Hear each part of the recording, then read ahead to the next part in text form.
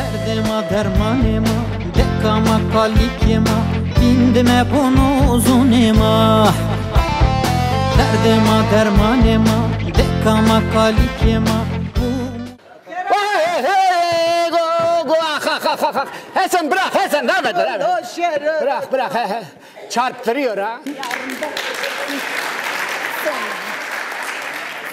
Sonra.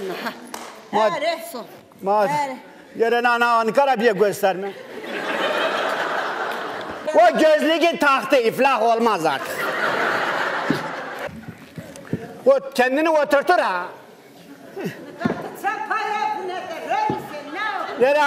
O öyle bir terbiye almış ki kocası otur demeden oturmaz ha. Yetiyor ha. O konatora otur, ne otur tıkına yazana harda. Bırak kızım bırak, tamam ya, kıtleniyor ha. Merhaba amca. Merhaba, ben kıtlenmiyorum. Kafamıza ne gelirse burada gelsin, boş ver. Ez dersim ekibi Mirzaniye oradan, boş ver.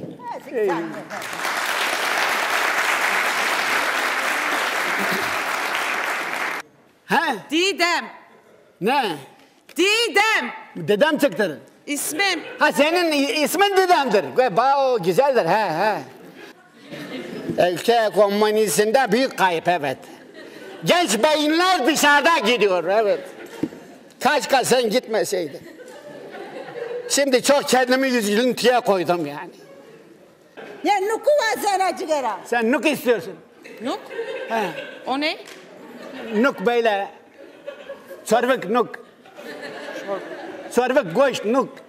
Anlamıyorum amca. Arıya kayısıma, kısmetu ozitama, kese uşinatama.